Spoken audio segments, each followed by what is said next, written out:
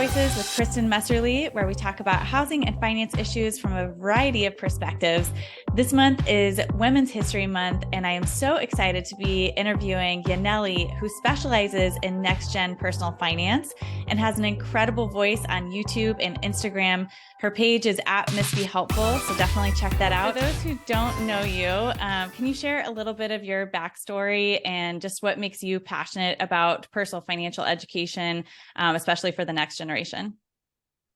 Yeah, absolutely. So I started my career as a classroom teacher. So I was an elementary school teacher in New York City, where I was born and raised.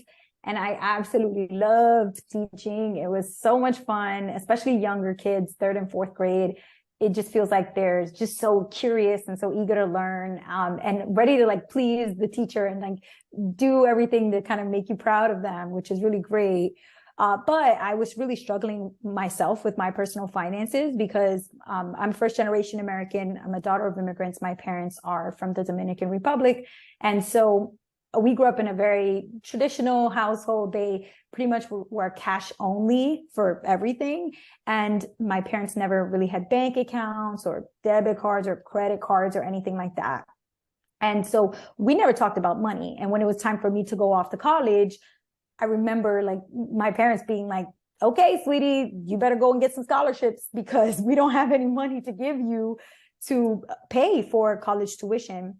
And, you know, being that we're low income, I did qualify for a lot of grants, and I did qualify for, you know, Pell and a lot of like different programs that did cover a lot of it. But there was still so much that I didn't know about the cost of college and like, you know, how to fill out your FAFSA and how to get additional scholarship dollars. And long story short, I got really lucky and I got a full scholarship to Brown University because they had a special program for low-income students. And there was just a pot of money that was meant for some of the neediest families to be able to graduate without student loan debt. So I was in that program.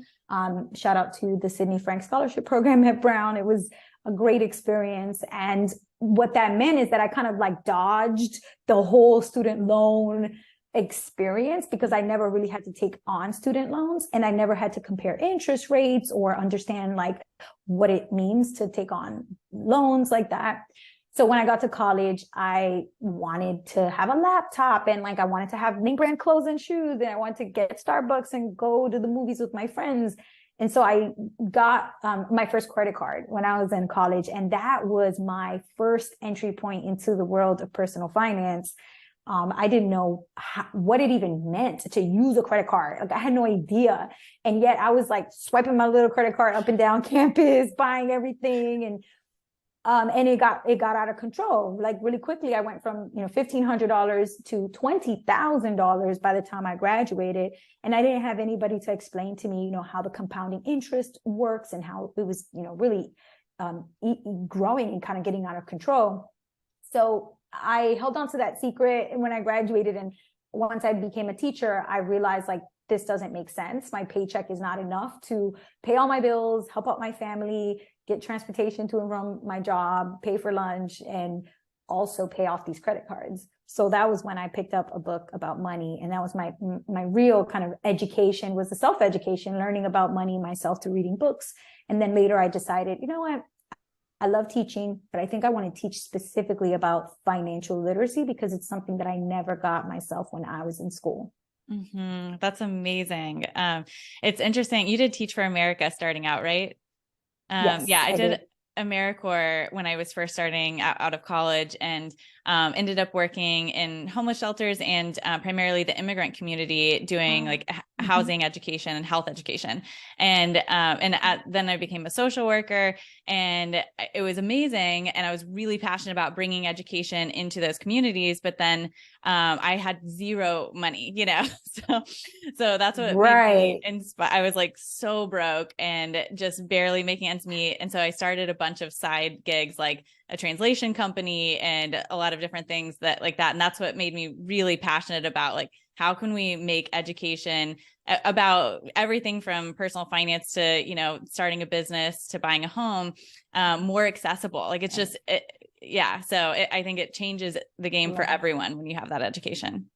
Absolutely, it does. Yeah. I mean, it's unfortunate that right now it's still not technically part of our formal education system in most states. The way education works in our country is very highly localized. So it's not like the president can just wave a magic wand and say, like, okay, all the states have to do this, because that's not how education works. It's not a federal issue, it's a state issue. So the only way we can make sure every single student in the country is getting access to financial literacy in school is for each state to have 50 individual different bills that turn into laws that require their specific state to teach it. So that's kind of the work that I'm doing now. I shifted over from just kind of general education and teaching to financial literacy advocacy. And so NGPF is actually where I'm at now. NextGen Personal Finance is a nonprofit that focuses on financial education by offering teachers curriculum materials, training teachers, because it's one thing to be excited to teach it, but if you never learned it yourself, there might be gaps in your understanding of some of these financial concepts. So we teach the teachers and train them, and then also the advocacy resources. So putting out data and putting out a toolkit so that schools know what they need to do if they want to get this class required in their state. So that's been just amazing. Like, it's very meaningful work, and it's clearly like mission driven, but also the fact that we can see the impact that it's making like almost immediately is just, it's a breath of fresh air. That's amazing. My little sister in the Big Brothers Big Sisters program said the other day, she was like, you're going to teach me about this kind of stuff, right? And it's funny because it hadn't hit me. Like, I knew, of course, I'm going to teach you about this stuff. But then I realized, like, I've spent a lot of my career focused on this, but I don't know where to start, and so I was actually just putting together a program after that with a couple people to provide education to some of our local high schools, like the one she goes to, and a friend of mine. So I'll have to check out your company, because that would be, if you have the kind of curriculum, like that's what we're looking for. I will totally hook you up. We got lessons, activities, games. We got everything you need. Oh, I love that. That's great.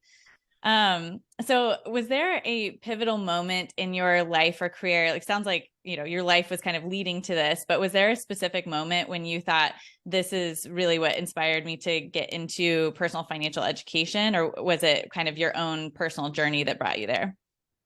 I think it was a combination of my personal journey and then the observations that I was making in the workplace, because when you're in college and in high school, like, a lot of that is just like you're around your peers and everybody's the same age and the same mentality, and everybody's just kind of spending money and everybody's broke. So you don't really talk much about like financial responsibilities, because you're kind of putting that off until you're officially an adult, like after you graduate and after you have to start kind of dealing with this stuff. But when you do enter the workforce and you get your first job, like, that's when you can no longer delay and ignore like these issues, because now you have a paycheck coming in and you're no longer a student. So you're a full grown adult now. It's not cute to say, oh, I'm so broke. Like, it's no longer like just a normal thing, because it's normal for students, but not for like working professionals. So the societal pressure shifts dramatically when you're no longer a college student. And so I felt that pressure when I was teaching.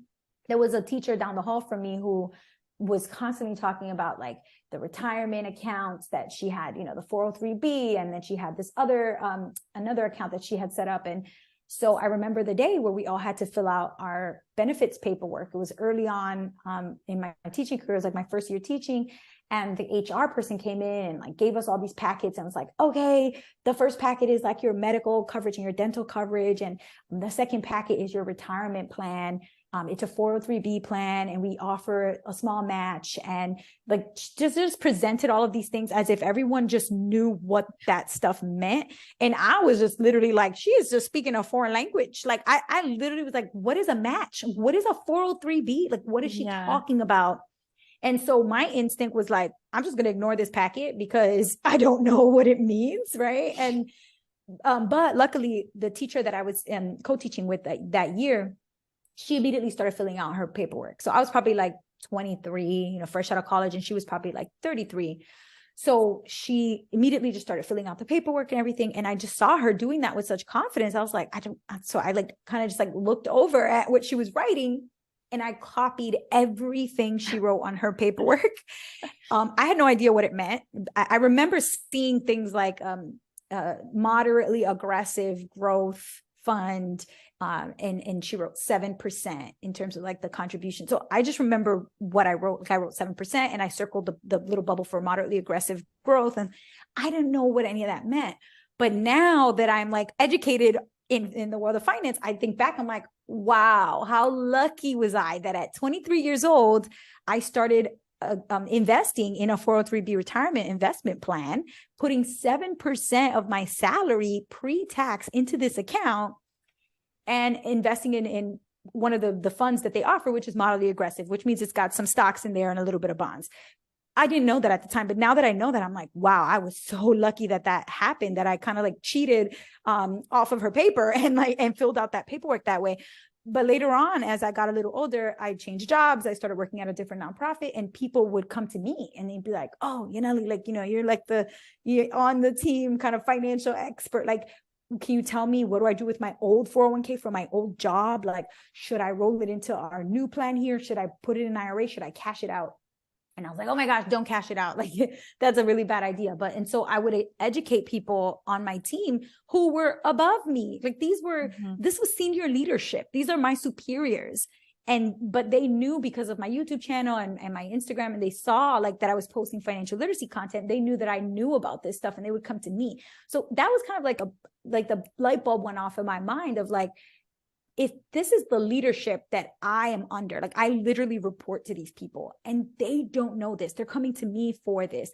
That means that there's some sort of, authority or knowledge or credibility that I have that I can share. So I kind of was like brave enough in that moment to like step into that and really start doing workshops and online events and charging people ticket sales to come and learn this stuff, because why not? Like I read dozens of books about this stuff. I knew it really well, like the back of my hand. Like it was time for me to now kind of, pay it forth and give it to others. Mm-hmm. So that was really when I knew I needed to kind of pivot to financial education, was just when enough people started to come to me, and I was like, okay. But I got really lucky because NGPF found me. They saw my YouTube videos and they saw me posting social media content, and they emailed me and asked me to be a podcast guest on their show, which goes out to tens of thousands of teachers.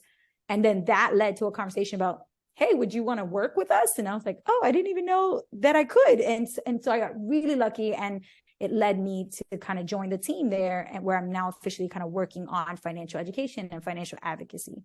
That's amazing. Yeah. I feel like, you kind of stumble into this in our world. And so I felt the same way in terms of just being really lucky that I happened to be in the right place at the right time to like start doing this kind of thing. But, well, I love what you're doing. I also noticed that you feature a lot of women on your channel, and we're releasing our NextGen Women's Homebuyer Report this month, and found that there was a huge disparity when it came to men and women, millennial and Gen Z age, when it came to their education and overall access to financial advice and support. So there's still, you expect that, I think, of women that are older coming from a different time, but there's still a huge disparity in the younger age range as well. Do you have any thoughts on how we continue to, mitigate that and do a better job of equalizing financial outcomes for women? Yeah, I think that the trickiest thing is just the fact that women are not funded equally, right? Like it just, when we think about money, the number one generator of wealth is usually investing, whether that's in the stock market, in real estate, or in yourself by creating a business and investing in that business. So entrepreneurship.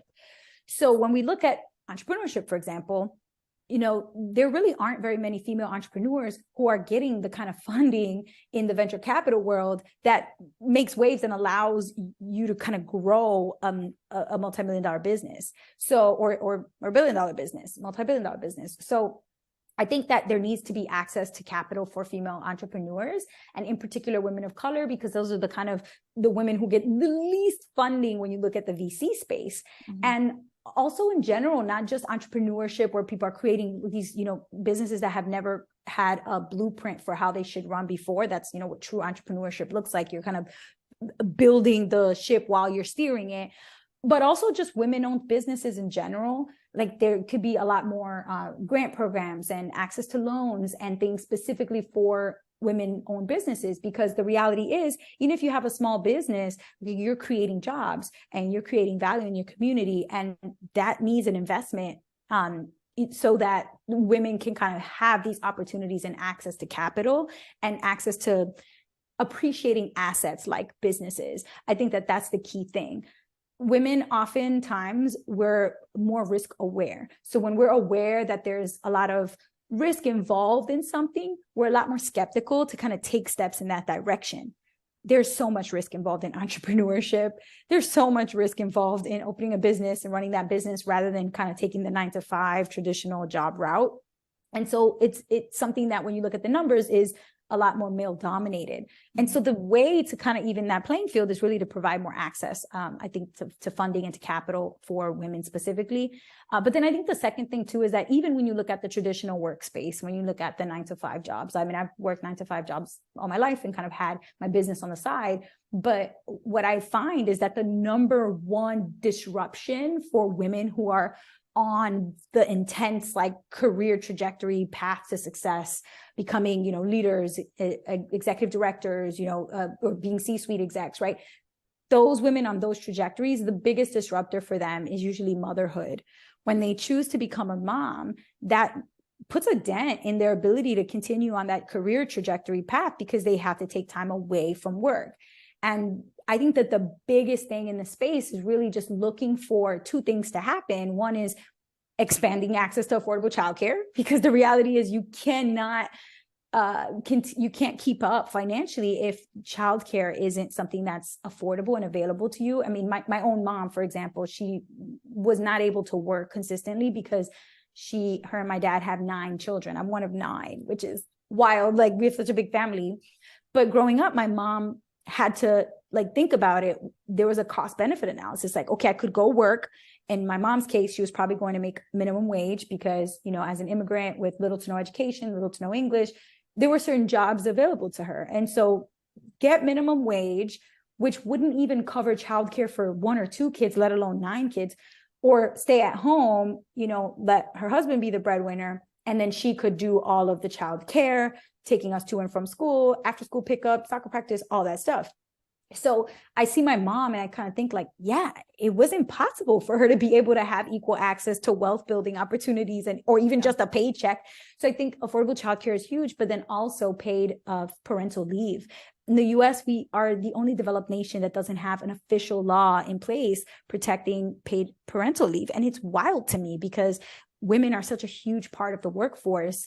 And it's not like we choose to be the humans that carry babies. It just happened to be that women are the child carrying, humans. So I think in that case, we need to really think about what is fair and what's equitable in the workspace, and providing women the opportunity to pause to do that, but then come back and continue on that trajectory to a successful career path. I love that. Yeah.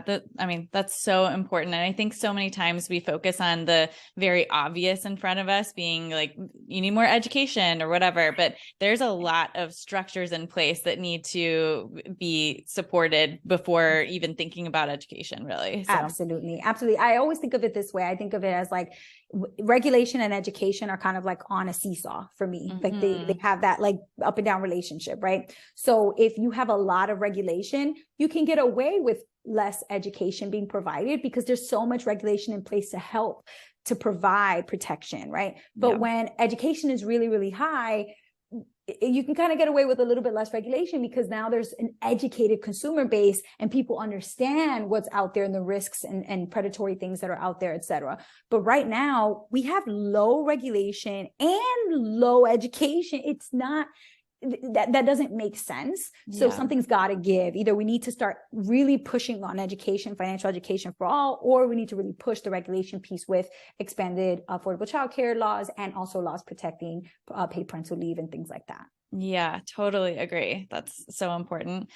Well, my last question for you is just, as someone who does educate the next generation, what do you think that educators and leaders need to understand about the younger generation?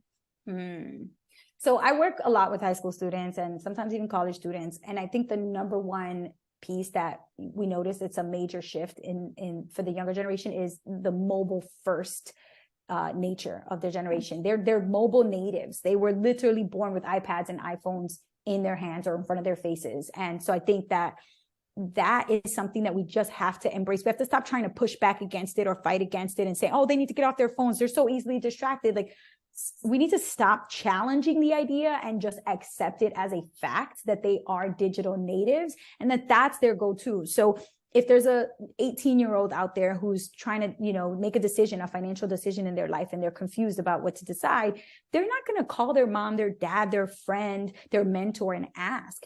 They're going to look it up online, and chances are they're going to look for it on YouTube or TikTok. So it's really important that we embrace that and really lean into the technology piece to reach them, putting more financial education resources online, making sure that, you know, companies are providing plenty of educational resources in addition to whatever services and products they're offering in the financial space, you know, really holding companies accountable. Like, are you doing enough, right? Like, if you have a budgeting app that people pay for, what else do you offer for free that's educating people about budgeting, right? Because I think that that's a really critical component for people who just otherwise wouldn't be able to access things that cost money. And then I think the other piece is really the fact that they're the generation, especially Gen Z, that puts people before profits in a lot of ways and is very value driven. So I honestly have heard teenagers say, I will pay more for something if it aligns with my values, even though I know that it's hurting my budget and my finances. I will feel better paying, even if it's twice as much money, because I know that that company isn't funding issues that I'm against, or that they are in support of issues that I care about. So we really need to just accept that again and really pay attention to what are the values of the next generation and how can we align to those values and best support them and prepare them for the financial future that they're facing, which is this new 21st century financial world that most of us we're not really familiar with because we didn't grow up in that world and we didn't have to navigate it ourselves. Yeah, totally agree. Well, that's great. Thank you so much for sharing so much with me. This has been really interesting and I absolutely love the work that you're doing. Is there anything that I can be doing to support you other than telling everyone go to @MissBeHelpful, follow her, her channel is amazing. But yeah, anything else that we can be doing? Thank you. I appreciate that. The only other thing I would say is we actually have a bill tracker. If you just Google NGPF bill tracker, you can actually see all of the active bills that are being proposed right now to require financial literacy in schools in all of the different states that they've popped up in. I think there's over 25, 27 states right now that have a bill proposed for financial education. And there's like over 60 bills right now. So, and this is early 2023 that we're speaking. So I think if you're in a state that has a bill, first of all, be aware that there's a bill being proposed in your state, and you could pick up the phone and call your representatives, local representatives, your senators, and, ask them, hey, are you in support, or what are you doing to promote this financial education bill? Because the reality is, unless we take matters into our own hands, sometimes the lawmakers aren't aware that their constituency really cares about this. So we need to make them aware by emailing them, tweeting at them, tagging them on LinkedIn, posting things, and sending to their inbox and calling them and leaving voicemails and doing everything we can to let them know we care about this. There's a bill right now. Vote yes on that bill. The opportunity that you get to vote yes. And just to really champion these kind of bills so they can be signed into law so that more students get financial literacy in the school system before they graduate and not, have to learn through the school of hard knocks like you and I had to learn.